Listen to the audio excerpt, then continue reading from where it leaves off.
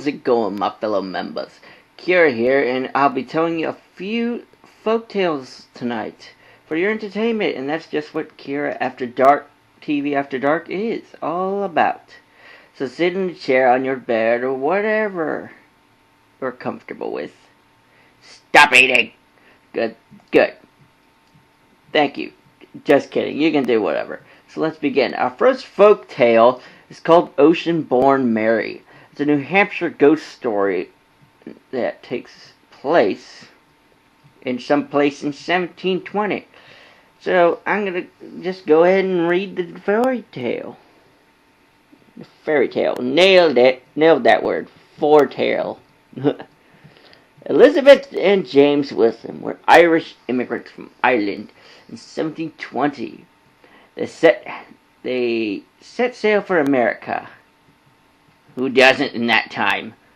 They had been granted some land in Londonderry. Epic name, Londonderry. Lindberry. Londonderry, New Hampshire, and were hoping to start a new life there. As they neared Boston, Elizabeth went into labor and gave birth to a daughter. While she was giving birth, a strange vessel accosted the ship. They were fired upon and were forced to heave to. Their ship was boarded by a band of swarthy pirates. Their leader, a surprisingly young man, not yet 20 years of age, was dark, handsome, and ruthless.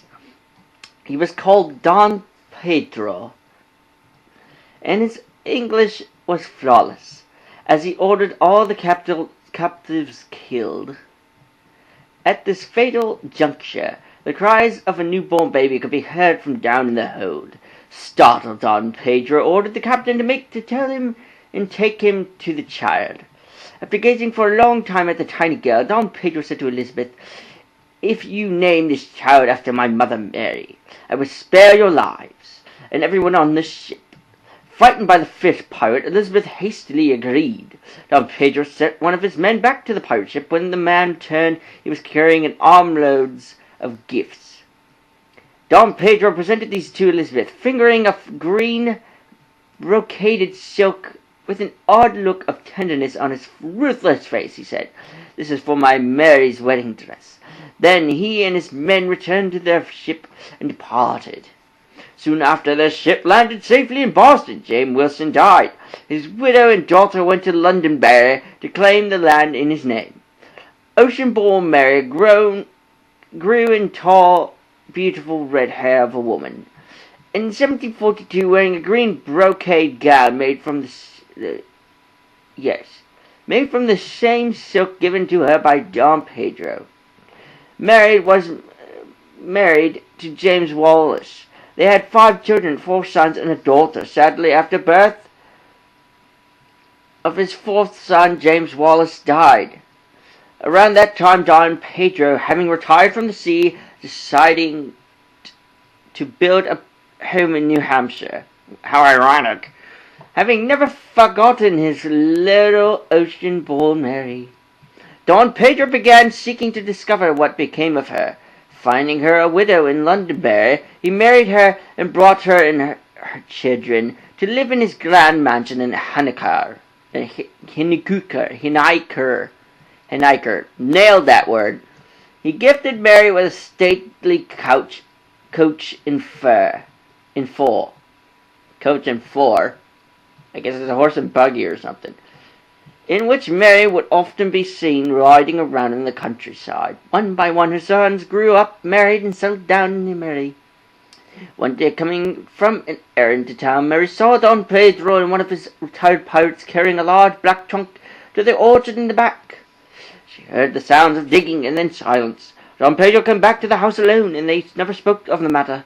But later he told Mary that when he died, she should bury him and the treasure underneath the hearthstone. A year later, Mary came home one evening to an empty house. She started searching for her husband and found Don Pedro in the orchard, stabbed to death with a cutlass. Mary buried Don Pedro with his treasure under the hearthstone, and there they lay to this day.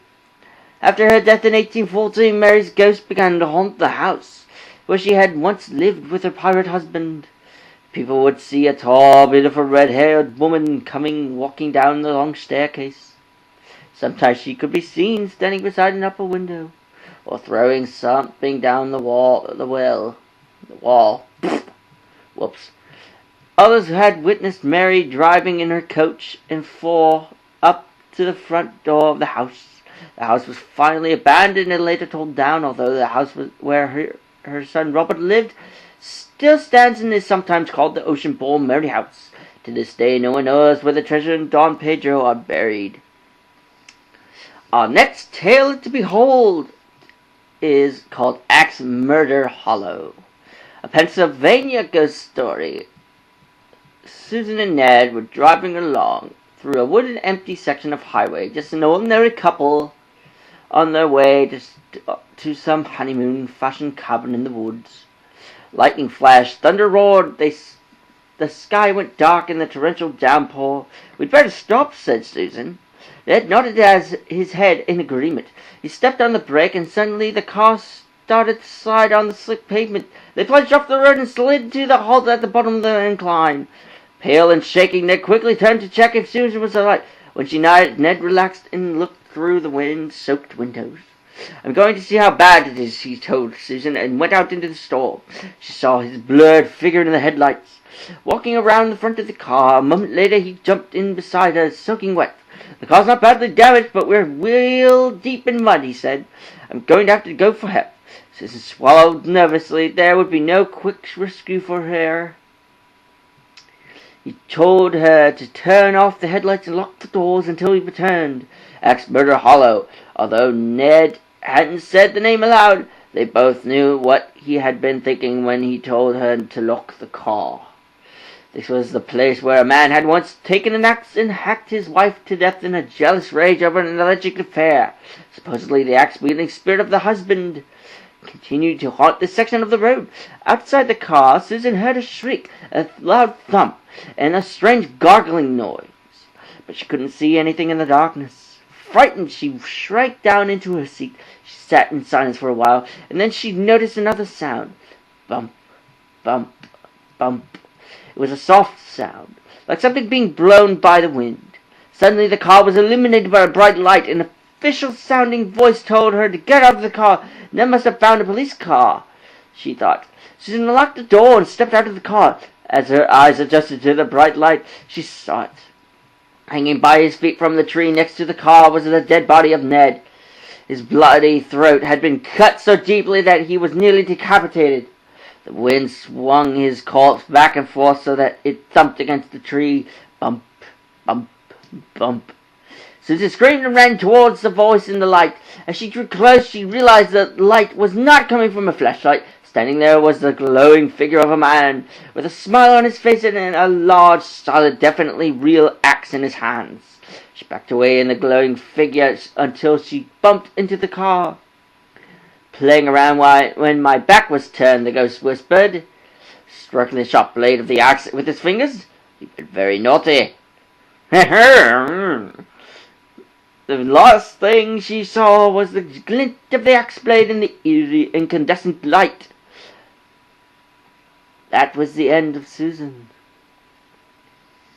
Now comes our very famous tale made famous by a lot of folklore legends, rumors, online media, and of course those famous movies called Paranormal Activity. This is of course the spooky Pennsylvania legend known as Bloody Mary. Ooh. She lived deep in the forest in a tiny cottage and sold herbal remedies for a living. Folks living in the town nearby called her Bloody Mary and said she was a witch. None dared cross the old crone for fear that their cows would go dry. Their food stores would rot away before winter. Their children take sick of fever, or any number of terrible things that any angry witch could do to her neighbors. Then the little girls in the village began to whisper one by one. No one could find out where they had gone, because they had begun to disappear. Grief-stricken families searched the woods, local buildings, and all the houses and barns, but there was no sign of the missing girls. brave souls even went to Bloody Mary's home in the woods to see if the witch had taken the girls, but she denied any acknowledgement of the disappearances. Still, it was noted that her haggard appearance had changed. She looked younger, more attractive. The neighbours were suspicious, but they could not find no proof that the witch had taken the young ones. Then came the night when the daughter of the miller rose from her bed and walked outside, following an enchanted sound. No one else could hear. The miller's wife had a toothache and was sitting up in the kitchen treating the tooth with an herbal remedy that when her daughter left the house. She screamed for her husband and followed the girl out of the door. The miller came running in his nightshirt. "Put some pants on at least, mister!" Together they tried to restrain the girl, but she kept breaking away from them and heading out of town. The desperate cries of the miller and his wife woke the neighbors. They came to assist the frantic couple. Suddenly a sharp-eyed farmer gave a shout and pointed towards a strange light at the edge of the woods. A few townsmen followed him out into the field and saw Bloody Mary standing beside a large oak tree, holding a magic wand that was pointed towards the miller house.